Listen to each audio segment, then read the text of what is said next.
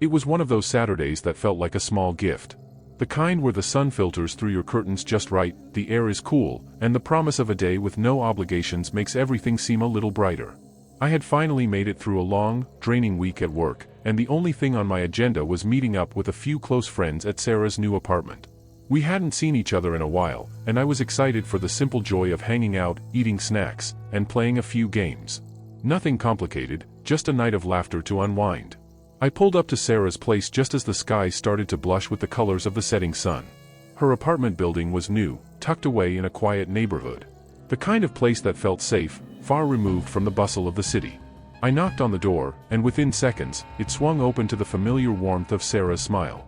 "You're here," she beamed, pulling me into a hug. Come in. You're just in time." As I stepped inside, the first thing that hit me was the smell, warm, freshly baked cookies. The scent wrapped around me like a comforting blanket, and I couldn't help but feel instantly at ease. The apartment itself was cozy, with soft lighting and colorful decorations that made the space feel alive. Sarah had always had a knack for making any place feel like home. She led me into the living room, where the others were already gathered.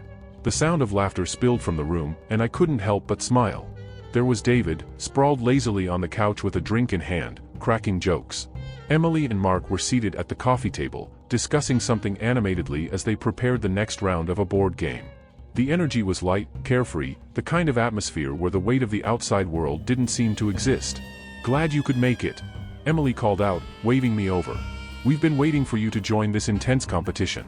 "Yeah, intense," David added with a smirk. "Because nothing screams wild weekend like board games and cookies." "Hey, don't knock the cookies," Mark chimed in, holding up one of Sarah's creations. "They're the real reason we're all here." We all laughed, and I found myself relaxing into the familiar rhythm of our banter. It felt good to be here, surrounded by people I trusted, with nothing more on the agenda than having a little fun. Sarah came back from the kitchen, tray of cookies in hand, and set them on the coffee table. "All right, who's ready for round 2, she asked, grabbing a seat next to me. "This game is supposed to test our creativity, so don't be shy." I picked up the dice and rolled, smiling as we dove back into the playful competition. We traded stories, teased each other when someone made a ridiculous move, and laughed until our sides hurt.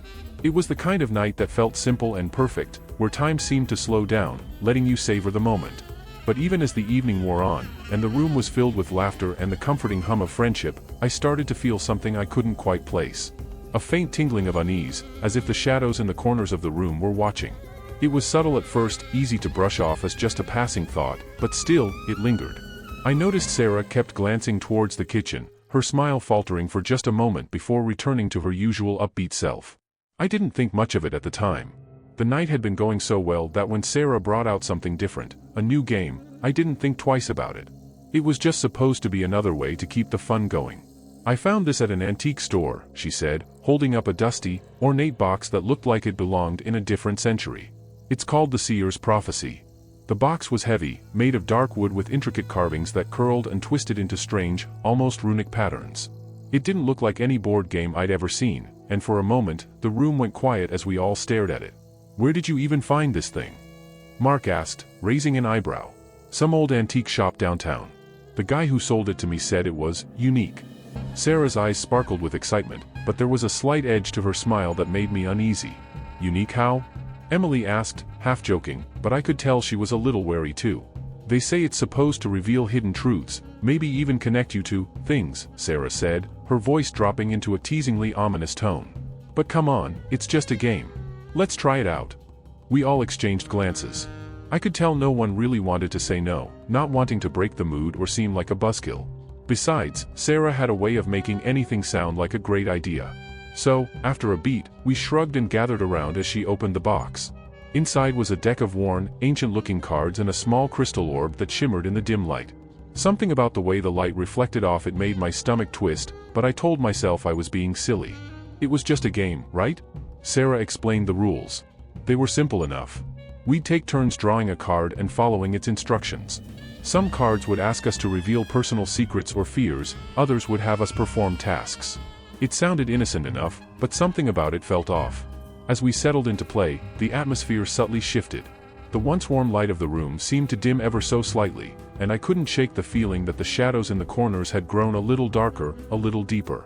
I drew my first card. It was blank, except for one cryptic sentence scrawled in faded ink: face your fears or lose a part of your soul. The room fell silent as I read the words aloud. We all laughed nervously, but I couldn't shake the chill that crept down my spine. We laughed it off at first, like it was just part of the game.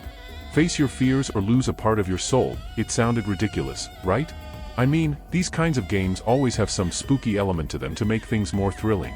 But as I held the card in my hand, staring at the faint, uneven script, I couldn't ignore the tight knot forming in my stomach. Sarah leaned forward, her eyes twinkling with excitement. Come on, it's just a game. What's the worst that could happen? I chuckled nervously, forcing myself to shrug off the creeping unease. Yeah, sure. It's probably meant to make us feel a little scared, right? I said, trying to keep my voice light. But something in me, a small voice in the back of my mind, was already whispering that this was more than just a game. I swallowed hard and glanced around at my friends, hoping someone would say they didn't want to continue. But no one did.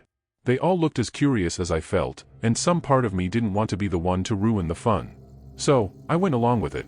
All right, I'll play, I said, trying to sound more confident than I felt. I guess I'm supposed to face my fear? David snickered. What are you scared of? The dark? Heights? Clowns? I rolled my eyes, but deep down, his teasing hit closer to home than I cared to admit. I'd always had an irrational fear of the dark, of not knowing what was hiding just beyond my vision, lurking in the shadows where the light didn't reach. It was a fear I didn't like to talk about, especially as an adult. But this was just a game, right? What harm could come from admitting it? I guess. I've always been afraid of the dark, I said, my voice quieter than I intended. It's stupid, I know, but there's just something about not being able to see what's there that freaks me out. The room went silent for a moment.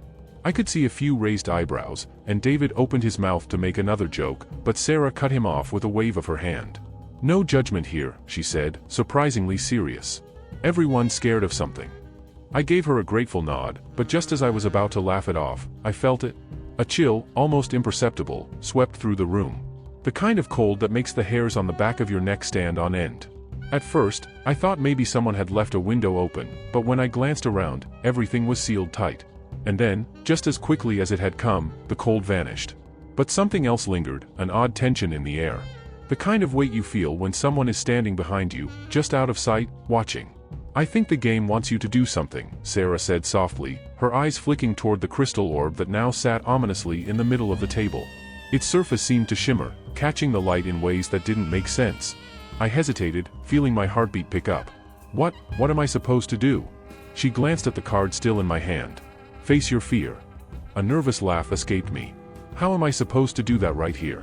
You want me to turn off all the lights or something? No one responded right away, but then, slowly, Sarah nodded. Yeah, I think that's exactly what you need to do. I felt my stomach drop. The room was already dimly lit, but the thought of plunging it into complete darkness, especially after that strange chill, made me uneasy. Still, I didn't want to be the one to chicken out. It was just a game, after all. Right? Fine, I said, my voice shakier than I would have liked. Let's do it. Sarah stood up and moved toward the light switch. As her hand hovered over it, she gave me one last look. You sure? I nodded, though my heart was pounding in my chest. Yeah, go ahead. With a quick flick, the room was plunged into darkness. Total, suffocating darkness. At first, it was just quiet.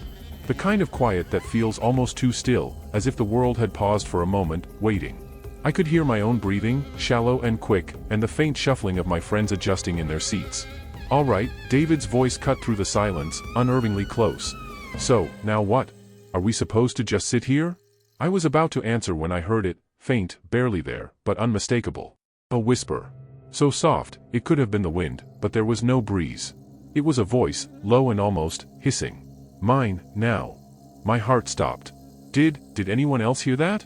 I whispered, my voice barely audible. What? Emily asked, sounding confused. That voice, I said, gripping the edge of the table, my fingers cold and clammy. It said, mine now. There was a brief pause before David laughed nervously. Okay, this is getting weird. Sarah, turn the lights back on. But Sarah didn't move. She sat frozen, her eyes wide in the darkness. I heard it too, she whispered. That's when the lights flickered. Once. Twice. And then went out completely. A wave of panic surged through me as the room was thrown into pitch black. My breath came in shallow gasps, and I fumbled for my phone, desperate for some light. But my fingers were trembling so badly, I couldn't get a grip on it. What the hell is going on? Mark muttered from somewhere near the couch. The air around us seemed to grow heavier, pressing down on my chest. And then came the sound, the unmistakable scratching of something against wood. Slow, deliberate, like nails dragging across the floor. "Oh my God," Emily whimpered, her voice barely a whisper. "Who's doing that?" David called out, his voice rising in panic. "Is this some kind of prank?" But I knew it wasn't a prank. The fear gnawing at my insides was too real, too visceral. And that voice, it hadn't come from any of us. As the scratching grew louder, echoing in the suffocating darkness, I realized we had made a terrible mistake. This wasn't just a game anymore. Something had changed the moment we started playing, something that wasn't going to let us go so easily. We had opened a door that should have stayed shut. And now, whatever was on the other side had found us. I could feel the weight of the darkness pressing in from all sides, suffocating and cold. My mind raced, trying to make sense of the sounds, the scratching, the whispers. None of it felt real. I wanted to believe it was a trick, some elaborate prank to freak us out, but deep down, I knew better. The air had changed. The game had changed. And whatever we'd summoned was now in the room with us. "Turn the lights back on." I heard someone shout, their voice trembling. It might have been Emily, but in the thick of the darkness, it was hard to tell. My hands were shaking so badly I could barely hold my phone. I managed to fumble with it, turning on the flashlight. The beam cut through the oppressive blackness, but it did little to ease the tension. I scanned the room, looking for something, anything, that could explain what was happening. But all I saw were the familiar shapes of furniture, bathed in eerie shadows, and the pale, terrified faces of my friends. "I can't," Sarah whispered from the corner. Her voice was strange, hollow, like it was coming from somewhere far away. "The switch isn't working." I swallowed hard, shining the light toward her. She was standing by the light switch, her back pressed against the wall as if she wanted to sink into it. She kept flipping the switch up and down, but nothing happened. No click. No hum of electricity. Just dead silence. That's when I noticed the orb, the small crystal ball in the center of the table. The light from my phone flickered strangely across its surface, almost as if it was absorbing the glow. The carvings on the box it came from, once faint and barely noticeable, seemed to shimmer now, pulsing with a strange energy that made my skin crawl. "Do you see that?" I asked, my voice trembling. "The orb, something's wrong with it." Sarah's eyes locked onto the orb, and for a moment, I saw real fear flicker in her expression. "It wasn't like that before," she muttered, as if talking to herself. "I swear it wasn't." But there was no time to argue. The scratching sound was back, louder now, coming from all around us. It wasn't just one place, it was as if the walls themselves were alive, breathing and moving in ways they shouldn't. "Where is that coming from?" David's voice cut through the darkness, the usual cockiness replaced with real fear. I didn't have an answer. None of us did. All I knew was that we had to get out. Now. "We need to leave," I said, my voice cracking. This isn't right." The others didn't argue. Mark stood up quickly, knocking over his chair, while Emily grabbed her phone, trying to dial something, maybe the police, maybe anyone who could help, but there was no signal. No service. Just an endless searching for network on her screen. Panic bubbled in my chest as I stood up, my body moving on instinct, but just as I reached for the door, I felt it. A presence. Cold. Heavy. Looming just behind me. I froze, my breath catching in my throat. Every instinct screamed at me to run, to get out, but my feet wouldn't move. Slowly, I turned, shining my flashlight behind me. There was nothing there. Just empty space. But the cold didn't leave. It lingered, creeping along my spine, like something was watching, waiting. I could feel it, eyes, invisible but piercing, following my every move. Is anyone else hearing that whisper? Emily's voice was barely a whisper itself, shaking with fear. The whispers, soft, barely audible, were swirling around us now. Low, unintelligible murmurs that seemed to echo from every corner of the room. They weren't words, at least not any I could understand, but the meaning behind them was clear: we weren't welcome. We had intruded on something dark, something ancient, and now it was claiming its due. "We need to stop playing," Mark said, his voice tight with fear. "Sarah, put the game away. This is messed up." But Sarah didn't move. She just stood there, staring at the orb, her eyes wide and glassy. "It won't stop," she whispered, barely loud enough for me to hear. "We already started." "What are you talking about?" David snapped, panic edging into his voice. "Just close the damn box and let's go." Sarah shook her head slowly, her fingers trembling as she reached for the cards on the table. "You don't understand. The game, it's not just a game anymore. It's alive." A chill ran down my spine at her words. The fear in her voice was unlike anything I'd ever heard from her before. It was raw, real, like she knew something we didn't. Suddenly, without warning, the lights flickered back to life, flooding the room with harsh, unnatural brightness. For a moment, I felt a surge of relief, but it was short-lived. Because that's when we saw it. In the far corner of the room, near the door, stood a figure. Tall, unnaturally tall, its body obscured by shadows despite the light. Its head was tilted at an odd angle, and though I couldn't see its face, I knew, somehow, I just knew, it was staring directly at me. The room went deadly silent. My heart pounded in my chest as I stood frozen, unable to tear my eyes away from the figure. I wanted to scream, to run, but my body wouldn't listen. "Do you see it?" I whispered, my voice barely audible. No one responded. But I knew they saw it too. I could feel their terror, palpable and suffocating, as we all stood there, trapped in the gaze of whatever it was that had been watching us from the shadows. The figure moved. Just a step, so slow, so deliberate, but it was enough to break the spell. "Run!"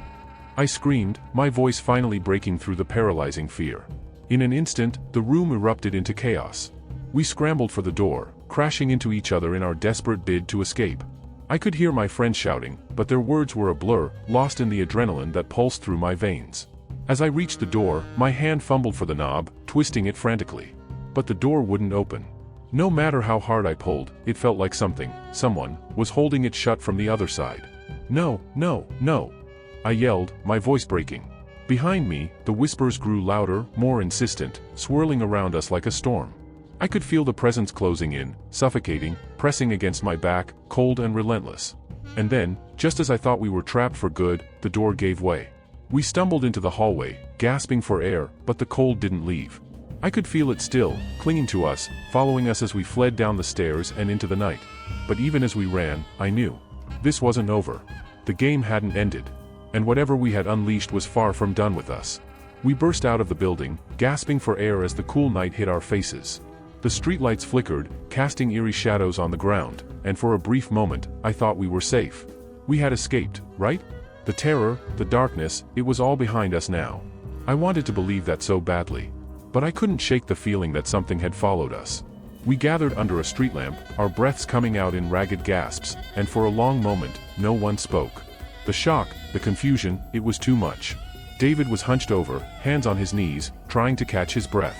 Emily was shaking, her eyes wide and glassy as if she still couldn't comprehend what had just happened. Mark was pacing, running his hands through his hair, muttering under his breath, while Sarah stood a little apart from us, her arms wrapped tightly around herself, staring back at the apartment building. What the hell just happened? Mark finally spat out, his voice trembling with anger and fear. What the hell was that thing? I swallowed hard, my throat dry. I don't know. But we're out now. We just need to go home. Get away from here. I tried to sound calm, but my own voice betrayed me. Every nerve in my body was still buzzing with adrenaline, and I couldn't shake the sense that we hadn't truly escaped. That whatever was in that apartment, whatever we had summoned, was still with us. Watching. Waiting. "You think going home is going to fix this?" Emily's voice was barely a whisper, her eyes darting around like she was expecting something to leap out of the shadows. "We brought it with us. Didn't you feel it? The way it followed us? It's not done with us." She was right. I could feel it too. The cold, the whispering wind that seemed to swirl around us even now, out here in the open. It wasn't just paranoia. It was real. "Sarah," I said, turning to her. "What was that thing? You have to know something. You're the one who found that game." Sarah didn't respond right away. She just kept staring at the building, her lips barely moving. When she finally spoke, her voice was distant, hollow, like she was speaking from another place. "I don't know what it is," she whispered. "The man at the antique shop, he said the game was special. Old. He warned me not to play it with too many people. Said it had rules. But I didn't think." Her voice trailed off, and she shook her head, her eyes wide with guilt and fear. "I didn't think it would go this far." "Rules? What rules?" Mark snapped, stepping toward her. "You didn't think to mention this before we started playing?" "I didn't know." Sarah cried, finally tearing her gaze away from the apartment to look at us. "I didn't know it would get out of control. I thought it was just a stupid game, okay? I didn't." Her words were cut off by a sudden gust of wind that rushed through the street, chilling us to the bone. It wasn't a normal breeze. It was icy, unnatural, like it carried with it the breath of something dark and ancient. My skin prickled, and I turned sharply, scanning the empty street, my heart hammering in my chest. I could feel it again. That presence. It was here. Do you hear that? I asked, my voice barely more than a whisper. Everyone went silent, straining to listen. At first, there was nothing. Just the distant hum of the city, the occasional car passing by. But then, faint at first, almost like it was just out of reach, came the sound. A soft, rhythmic tapping, like fingernails against glass. Top, top, top. It was coming from the apartment. From the very window we had just fled. Look! Emily pointed, her hand shaking. We all turned. And there, in the window of Sarah's apartment, was the figure. Tall, shadowy, its face obscured, but its eyes, those hollow, empty voids, were locked on us. Watching. Waiting. Oh my God, Mark whispered. It's still there. Panic surged through me again, but this time, I couldn't run. My legs felt rooted to the ground. I couldn't tear my eyes away from that thing. The way it just stood there, motionless, yet full of malice. It wasn't going to let us go. We need to get out of here, I said, forcing myself to turn away. We need to leave. Now. But as we started to move, the tapping grew louder. It was no longer coming from the window. It was everywhere. Surrounding us. Top, top, top. What the hell is that? David shouted, spinning around, his eyes wide with terror. And then the whispers returned. Not faint like before, but louder now. Clearer. They weren't just random sounds anymore. They were words. Voices. Dozens of them, overlapping, echoing in the night air. Mine, now, come back, come back. I clapped my hands over my ears, trying to block them out, but it didn't work. The voices weren't just outside. They were in my head. Crawling into my thoughts, digging into my mind. We need to split up. Mark shouted suddenly, his voice cutting through the chaos. Whatever this is, it's playing with us. If we stay together, it'll keep coming. That's a terrible idea. I shouted back, but he was already moving. Running down the street, away from us, disappearing into the night. Mark, no! Sarah screamed, but he was gone. I wanted to chase after him, but the whispers were growing louder, the tapping more insistent. And then, out of the corner of my eye, I saw it, the shadowy figure. Not in the window this time, but down the street, standing just beyond the glow of the street lamp. Closer. Too close. We can't stay here, I said, grabbing Sarah's arm. We need to leave. Now. But Mark, Emily started, but I cut her off. He's gone. We'll come back for him, but we can't stay here.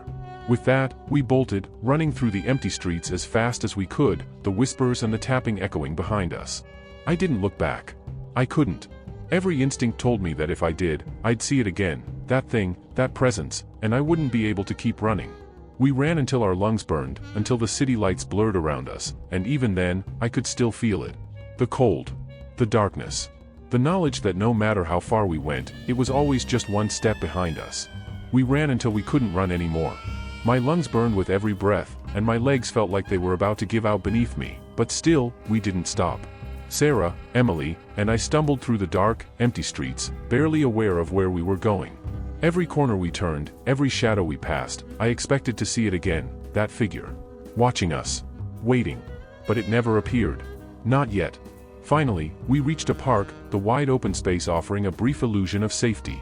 We collapsed onto a bench, gasping for air, our minds reeling from everything that had happened. We lost it, Emily panted, her voice shaky. We must have lost it. I wanted to believe her, but the weight in my chest told me otherwise. My heart was still racing, and the whispers, though faint, I could still hear them. The tapping. It was like an echo, bouncing off the edges of my mind, refusing to let me go. No, I said, shaking my head. It's not over. Sarah, sitting beside me, wiped the sweat from her brow, her hands trembling. What do you mean? We're out of the building, we've run far enough, how can it still be following us? It's not about the apartment, I replied, my voice hollow. It's about the game. It's always been about the game. Sarah's eyes widened, and she pulled the sleeves of her jacket tighter around her, as if trying to protect herself from the chill that had settled in the air. But we stopped playing. We left it behind. I shook my head again. That's the thing. I don't think the game ever ends. It's still playing with us. Emily let out a choked sob. What do we do? How do we stop it? I didn't have an answer. None of us did. The cold realization hit me then, with the force of a punch to the gut, we couldn't stop it. The moment we started playing the Seer's prophecy, we had set something in motion. Something that couldn't be undone. I don't know, I whispered. But we can't stay here. We need to keep moving. Sarah stood up, her eyes scanning the darkness around us, but she didn't move. She was frozen, her face pale as she stared at something in the distance. "Oh my God," she breathed. "Look." I followed her gaze, and my heart dropped. In the shadows of the park, far beyond the safety of the streetlights, the figure was there. Standing between the trees, its form barely visible but unmistakable. It wasn't moving, but I knew, just like before, it was watching. It was waiting. "It's here," Emily whispered, her voice barely audible. A wave of nausea hit me. No matter how far we ran, no matter how fast, it was always there. It never left us. The game, it wasn't bound to a place. It was bound to us. "We have to leave," I said, trying to sound calm, but my voice was shaking. "We have to keep going." "But where?" Sarah asked, her eyes wide with fear. "We can't outrun it. We can't hide from it." I knew she was right. The figure wasn't just some entity that we could run from. It was something darker, something that had attached itself to us the moment we picked up those cards. Wherever we went, it would follow. It wouldn't stop until it got what it wanted. What if, I swallowed hard, my mind racing. What if the only way to end this is to finish the game? Sarah and Emily looked at me like I was insane. Hell, maybe I was. But nothing else made sense. We had started something that night, and now, it wasn't going to stop until we saw it through. "No," Emily said, shaking her head furiously. "I'm not touching that game again. I won't. You saw what it did. You saw what's happening." "I know," I replied, my voice firm. "But it's not going to stop unless we finish it. We don't even have the game anymore." Sarah snapped, her voice trembling. "We left it behind in the apartment." A cold realization washed over me, sending chills down my spine. I reached into my pocket, praying I was wrong. But when my fingers brushed against something hard and smooth, my heart sank. Slowly, I pulled it out. The card. The one I had drawn. "Face your fears or lose a part of your soul." It was still with me. "Oh no," Sarah's voice was barely a whisper as she stared at the card. "You brought it with you." I didn't respond. I couldn't. Because I knew now, with a sickening certainty, that the game had never left us. It was always with us. We were still playing, whether we wanted to or not. And there was only one way to finish it. "What do we do?" Emily asked, her voice shaking. I stared at the card, my mind racing. The words, "face your fears," seemed to taunt me, daring me to challenge the darkness that had taken hold of us. My greatest fear had always been the unknown, the darkness, the things that lurked just beyond my vision. And now, I was standing on the precipice of it, staring into the abyss. "We finished the game," I said quietly. "Whatever it takes." Sarah looked at me, her face pale. What if we don't make it? What if this thing takes us?" I met her gaze, and for a long moment, no one spoke. The reality of what we were facing was sinking in. There was no guarantee we would survive this. The game had already shown us that it didn't play by the rules we understood. But there was no other choice. We either finished it, or the darkness would claim us, one by one. "We have to try," I said finally. "It's the only way." Reluctantly, Sarah and Emily nodded. We gathered our strength, preparing to face whatever nightmare the game had in store for us next. But as we turned to leave the park, a voice whispered in the air, soft, but unmistakable. "Mine, now." It was closer than before. Too close. The figure emerged from the shadows, its form towering over us, its eyes those same hollow voids that had haunted me since we first saw it. And this time, it wasn't just watching. It was coming for us. With a scream, we ran. The game wasn't over. Not yet. But it would be soon. One way or another.